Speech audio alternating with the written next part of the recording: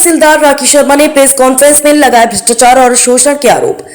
CM से की कार्रवाई की मांग। फिरोजाबाद जिले की प्रशासनिक व्यवस्था में शुक्रवार को उस समय हड़कंप मच गया जब टूंडला तहसील की तहसीलदार राखी शर्मा ने तहसील परिसर स्थित अपने कार्यालय में प्रेस कॉन्फ्रेंस कर जिला प्रशासन पर गंभीर आरोप लगा दिए। महिला तहसीलदार ने सीधे जिलाधिकारी रमेश रंजन पर भ्रष्टाचार और शोषण के आरोप लगाते हुए कहा कि उनके खिलाफ खुलवाई गई जांच को बंद कराने के नाम पर उनसे करीब 1.75 लाख रुपए कीमत का आईफोन लिया गया। राखी शर्मा ने कहा कि उनके खिलाफ जानबूझकर जांच शुरू कराई गई थी।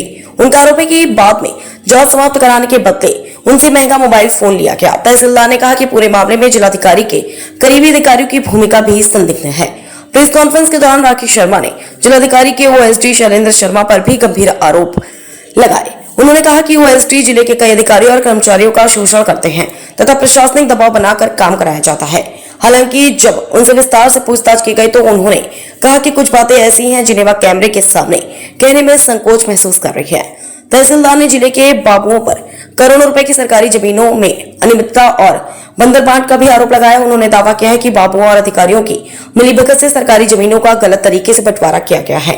उन्होंने कहा है कि यदि पूरे मामले की निष्पक्ष जांच हो जाए तो बड़ा जमीन घोटाला सामने आ सकता है। राखी शर्मा ने मुख्यमंत्री योगी आदित्यनाथ से हस्तक्षेप की मांग करते हुए कहा कि फिरोजाबाद के जिलाधिकारी के खिलाफ तत्काल कार्रवाई की जानी चाहिए। उनका कहना था कि जब तक उच्च स्तर पर जांच नहीं होगी तब तक जिले में निष्पक्ष प्रशासन संभव नहीं है। तहसीलदार ने अपने तबादले को लेकर भी सवाल उठाए। उन्होंने बताया कि उनका स्थानांतरण टूंडला से शिकोहाबाद कर दिया गया है, लेकिन अब तक उन्हें आधिकारिक ट्रांसफर लेटर प्राप्त नहीं हुआ। इसके बावजूद दूसरे तहसीलदार को उनकी जगह भेज दिया गया है। राखी शर्मा ने इसी भी प्रशासनिक दबाव और उत्पीड़न का हिस्सा बताया। प्रेस कॉन्फ्रेंस के बाद प्रशासनिक महकमे में चर्चाओं का दौर तेज हो गया है। जिले भर में अधिकारी और कर्मचारी इस घटनाक्रम को लेकर हैरान हैं। अब सबकी नजर जिलाधिकारी रमेश रंजन के जवाब और शासन की संभावित कार्रवाई पर टिकी हुई है। डीएम पक्ष नहीं आया सामने। समाचार लिखे जाने तक जिलाधिकारी रमेश रंजन की ओर से इन आरोपों पर कोई आधिकारिक प्रतिक्रिया सामने नहीं आई थी। प्रशासनिक सूत्रों का कहना है कि शासन स्तर पर पूरे मामले की रिपोर्ट मांगी जा सकती है। यदि आरोपों की जांच होती है तो फिरोजाबाद प्रशासन में बड़ा बदलाव देखने को मिल सकता है। फिरोजाबाद से अरविंद कुमार, समाचार 24। खराब हो गया क्या समझकर और क्या आपके पास एविडेंस है कि आपने जिलाधिकारी रमेश रंजन के ऊपर उत्पीड़न के आरोप लगाए हैं?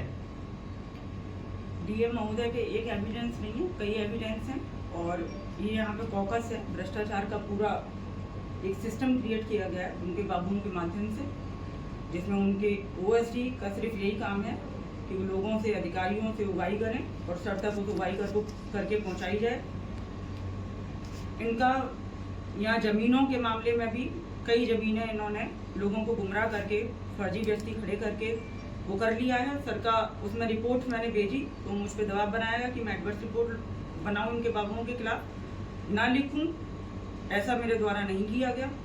उसी से कुपित होकर सर के द्वारा और उत्पीड़न करना शुरू कर दिया गया। उसी उत्पीड़न के क्रम में मेरी 8 महीने तक लगातार वेतन रोका, नैतिक अनैतिक डिमांड्स रखी, एडवर्स एंट्री की। दुनिया भर की ये सारे उत्पीड़न झेलने के बाद मुझे अपने बचाव में माननीय उच्च न्यायालय इलाहाबाद में रिट दाखिल करनी पड़ी। जैसे ही मैंने रिट दाखिल की, ये उससे और ज़्यादा कुपित हुए। इनके द्वारा मुझे कैंप कार्यालय बुलाया गया, वहाँ घंटों मुझे बिठाया गया। वहाँ 2 मजिस्ट्रेट और थे, चाहें तो आप उनकी भी बाइट लेके पूछ सकते हैं गवाह के तौर पे। और इनके द्वारा तमाम मेरे ऊपर दबाव बनाए गए, धमकी दी गई कि अगर मैंने रिट वापस नहीं ली तो तुम्हारा प्रशासनिक ट्रांसफ़र कर देंगे, तुम्हारी शासन में रिपोर्ट भेज देंगे। सर रोज़ मेरी जुडिशियल मैटर्स में जांच खुलवा ली जाती है, मेरा डिस्पोजल बाद में होता है, जांच पहले हो जाती है। उस जांच को एक मीडिया कर्मी है जो इनसे काफ़ी स्पॉन्सर्ड है, इनफैक्ट उसके द्वारा चलवाई जाती है। वो पायरेटेड वीडियोस भी चलाता है। लगातार 2 महीने से मैं पुलिस को उसके विषय में तहरीर दी, जिस पर कोई कार्रवाई नहीं हुई। पुलिस टीम के द्वारा भी बताया गया कि आपके वरिष्ठ जो आला अफसर हैं जिले के, वो नहीं चाहते इसमें कोई कार्रवाई हो, तो आज तक कोई इसमें कार्रवाई नहीं हुई।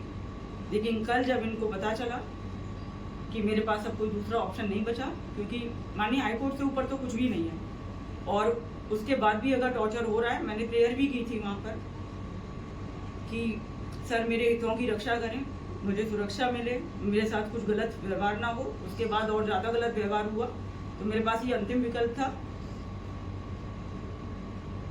ये लड़ाई उत्पीड़न, भ्रष्टाचार और सिद्धांतों की लड़ाई है। एक महिला मजिस्ट्रेट, एक ऑफिसर, उसकी मान सम्मान और मर्यादा की लड़ाई है। इनके द्वारा अभी भी मीडिया मैनेजमेंट किया जा रहा है। बोला जा रहा है कि एक ट्रांसफ़र मैंने किया है, उसकी वजह से ये हो रहा है। वो ट्रांसफ़र लेटर मैं आप लोगों को बता दूं, अभी तक या एसडीएम ऑफिस में चेक कर लें या मेरे ऑफिस में कहीं पर भी रिसीव नहीं हुआ है। इनकी अननेसेसरी डिमांड से जो कुछ पूरी कर दी गई और उससे ज़्यादा पूरी करना मेरे बस में ये नहीं था। मैडम आपके ही खिलाफ ऐसा क्यों किया जा रहा है? क्योंकि अधिकारी, जिलाधिकारी के अंडर में तो बहुत सारे अधिकारी हैं इस समय। वैसे तो लगभग सारे अधिकारी कुपित हैं। किसी को छुट्टी के नाम पर, किसी को स्पष्टीकरण के नाम पर, किसी को उगाई के नाम पर वहाँ तलब किया जाता है, जांचें की जाती हैं, लेकिन सबका अपना एक टेम्परामेंट होता है। मैं शायद ज़्यादा हर्ट हो गई, मेरे साथ इन्होंने कुछ ज़्यादा कर दिया। किस तरह की डिमांड रखते थे डीएम? मैडम, ये आपने अपनी बाइट में 3 शब्द बोले, नैतिक, अनैतिक और अमर्यादित। किस तरह की इन डिमांड? चीजों के क्या मायने हैं? आप सीधे सीधे डीएम रमेश रंजन पर आरोप लगा रही हैं, नैतिक, अनैतिक और अमर्यादित। जी, क्या मायने हैं? मैं फुल सेंस में लगा रही हूँ ये आरोप, और ये जांच का विषय है। मेरी माननीय योगी जी से निवेदन है कि वो इसमें निष्पक्ष जांच कराएं, स्पेशल एजेंसी से जांच कराएं, तो सारे तथ्य क्लियर हो जाएंगे। मैडम, एक जमीन का मामला आप बता रही हैं कि जमीन के फर्जी बैनामा भी कराए इनके बाबू ने। हाँ, किस कराए तरह की हैं। जमीन है? उसका प्रार्थना पत्र मेरे पास आया था और उसी से तो सर बहुत ही ज्यादा आहत हो गए, तो उसी के क्रम में और ज्यादा उत्पीड़न हो गए। कितने रुपए की ये जमीन होगी और किन किन का हिस्सा है इस जमीन में? इसमें सर के तीन बाबू हैं, उनकी तीनों की वाइफ हैं, उनकी भाइयों की वाइफ हैं, और मेरे पास पूरी पत्रावली है। मैंने उसको अच्छे से डिटेल में पढ़ा है और उसमें रिपोर्ट इन्होंने नहीं लगाने दी, लेकिन हाँ, एक IGRS में मैंने उसके रिपोर्ट जरूर लगाई। आपने एक मोबाइल की बात कही थी, वो क्या? मोबाइल भी आपने दिया है। यही अनैतिक उत्पीड़न है, नैतिक अनैतिक यही उत्पीड़न है। एक मोबाइल की डिमांड की गई और वो वेरीफाई भी हो जाएगा, क्योंकि इसको ये खुद ही यूज कर रहे हैं। एक आपने अपनी बाइट में आवास पे बुलाने की भी बात कही है, क्या है ये मामला? तरीके हैं, 8 महीने वेतन ना दो, अपने आप जाएगा, पहुंचेगा आदमी। आवास पे आपने किस एक- बेस पे बुलाते थे? बस इसमें मैं ज्यादा कमेंट्स नहीं करना चाहती हूँ।